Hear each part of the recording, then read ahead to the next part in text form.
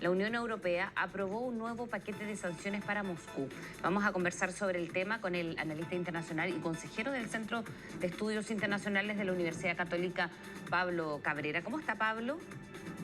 ¿Cómo está, Frecia? Buenos días. Buenos Gusto días. saludarla. Igualmente, llevamos como 2 años ya, exactamente hablando de una crisis que, lejos de terminar, parece profundizarse, ¿no? Con antecedentes, además de más conflictos mundiales sumados al de la Franja de Gaza, por ejemplo, en los últimos meses. ¿Cómo lo ve a 2 años de la invasión rusa?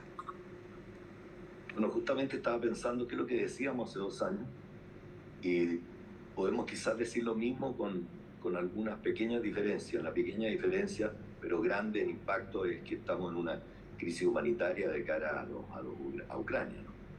Que muy desesperada la población, una guerra de cansancio, pero decíamos nosotros que esta era una guerra asimétrica, una operación especial militar a los ojos de los rusos, que la única manera de solucionarlo era con una negociación, pero esto, si bien es cierto, la diplomacia sigue vigente, estamos en un proceso de estancamiento, podríamos decir, de posiciones. No se lograron los objetivos de ninguna de las dos partes. No parece haber un trofeo de guerra, sino que parece haber mucha convulsión de cara a la población ucraniana en especial y de cara a los observadores internacionales de otros sectores que están sufriendo esto, que especialmente de la Unión Europea. Creo que esto está marcado también por un escenario político distinto, siguen 2 años, más allá del cansancio, que es que todos los sectores involucrados están cruzados por elecciones, cualquier tipo de elecciones, que usted las pueda llamar elecciones democráticas, elecciones autoritarias, pero elecciones al fin. Creo que hay unas elecciones en el Parlamento Europeo, en el verano de Europa, hay unas elecciones el próximo mes en Rusia, hay elecciones suspendidas en Ucrania por el estado marcial, y en Estados Unidos la guerra y el curso de la guerra y la aproximación de Estados Unidos al conflicto está muy marcado por la elección presidencial de noviembre próximo en ese país. Entonces creo que estas cosas alteran un poco las posibilidades de llegar a un arreglo, porque hay muchos intereses en juego, hay muchas dificultades que enfrentar, y en el caso de Rusia, creo que está viviendo un momento el jefe del Kremlin, en este caso Vladimir Putin, de mostrarse como una persona sin rivales y una persona que controla el país y que está en mucha fortaleza después de momentos de debilidad que sufrió el año pasado. Sí. Entonces, creo que seguimos en lo mismo. Hay una guerra comunicacional, hay elementos para tomar en cuenta políticos y también un cansancio de la población en general. Claro, y un desgaste propio de cualquier conflicto, ¿no? De hecho, el presidente de Ucrania, Volodymyr Zelensky, en un inicio tuvo altos niveles quizás de popularidad, intentó salir al mundo con el tema, pedir ayuda, lo sigue haciendo, ¿no? De hecho, el embajador de Ucrania en Chile decía esta mañana que se vuelve a veces insuficiente la ayuda internacional, por ejemplo, de misiles de alto alcance y ya cosas más técnicas, que va desgastando tanto una figura política como más todavía las intenciones bélicas, ¿no? Para defenderse en este caso. ¿Cuánto tiempo más puede resistir una situación con este tipo de desgaste? Porque tenemos otros ejemplos en el mundo de guerras que duran años y años sin reconstrucción en las ciudades, sin educación, sin servicios básicos. Justamente cuando yo le decía que hace 2 años hablábamos de una guerra asimétrica, las consecuencias son evidentes. Mire, en Ucrania es una guerra defensiva.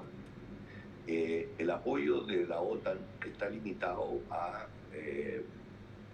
poder desarrollar esa defensa en territorio ucraniano, porque al no ser Ucrania miembro de la OTAN, obviamente que le pueden pasar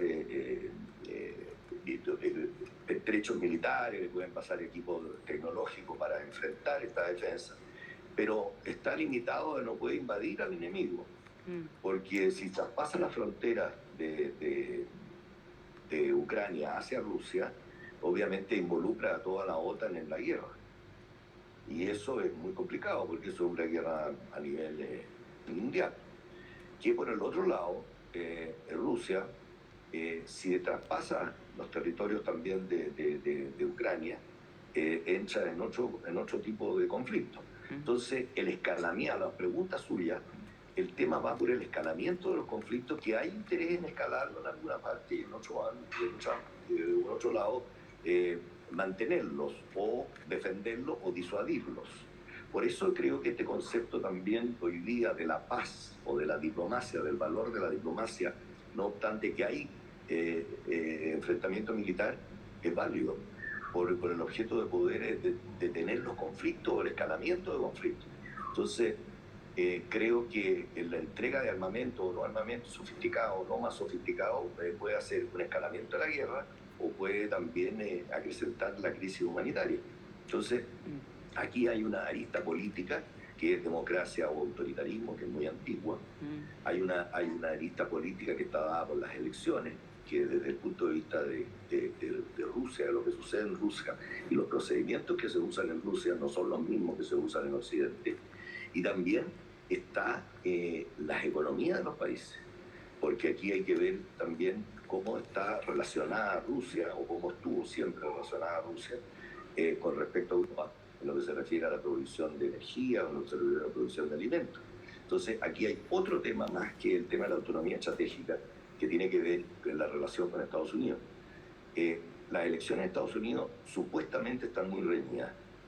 O sea, al hacer un balance de qué es lo que puede suceder, el presidente Biden pierde frente a su oponente, y por las declaraciones que ha hecho su oponente, que ya tiene alguna historia respecto a su relación con Rusia, todo hace pensar que la situación puede cambiar dramáticamente.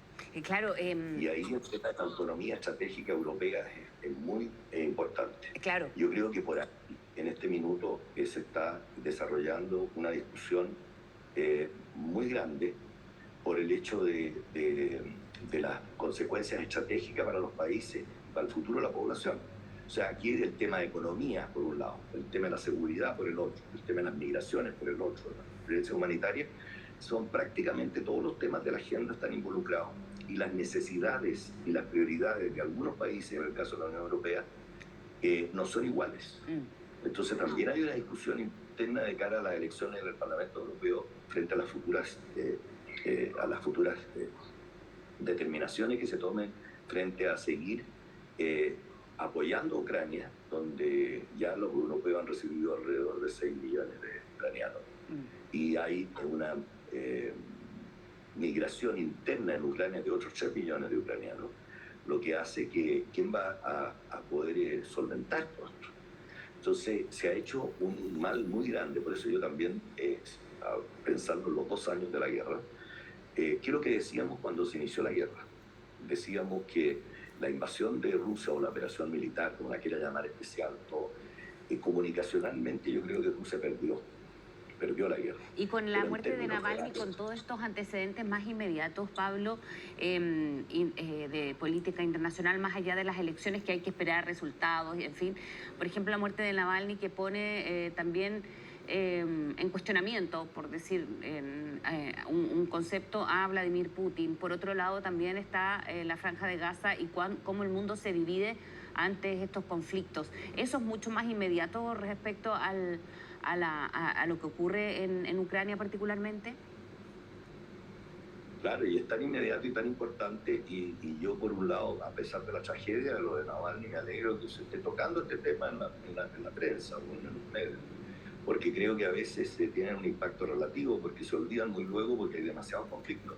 Pero el tema de derechos humanos, el tema del tratamiento de las disidencias, en lo que se refiere a las elecciones, creo que es muy importante mantener el alerta y la presión frente a regímenes que no respetan mínimo la dignidad de las personas. Ya no hablemos de la democracia como tal, como ejercicio democrático.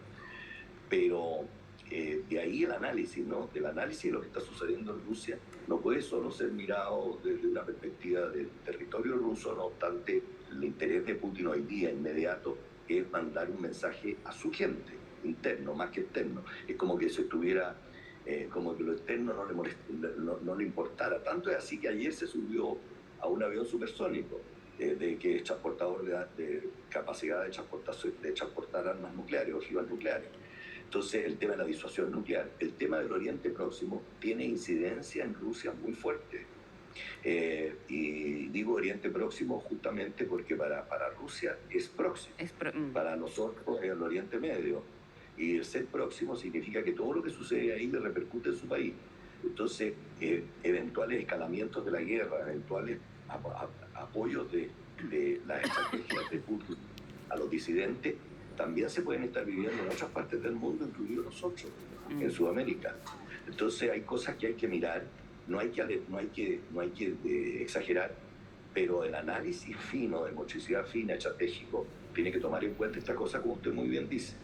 Creo que estos 2 años deberían servir para reflexionar cuánto hemos avanzado y cuánto se ha mantenido todo esto. Yo creo que hemos avanzado en cansancio. Hemos mantenido el hecho de que una guerra, como digo, insisto, asimétrica en el tema de las posibilidades que tiene Ucrania, no solo de recibir ayuda, sino que de poder atacar o poder ganar espacio. Creo que esto hay que remontarse más bien al año 2014, cuando empieza el conflicto de Ucrania con Rusia. Y no agotarnos en estas discusiones, sino que ir a lo que significa cambiar de la retórica a los hechos. Y ahí es donde usted está tocando un punto muy importante, que más allá de las elecciones, más allá de esto, que es lo que tenemos que hacerla como comunidad internacional para poder al menos presionar y darnos cuenta cuál es la calamidad y la extensión de estos conflictos. Bien, Pablo Cabrera, muchísimas gracias por haber hablado con nosotros. Son 2 años ya y lo decíamos, llevamos prácticamente hablando de un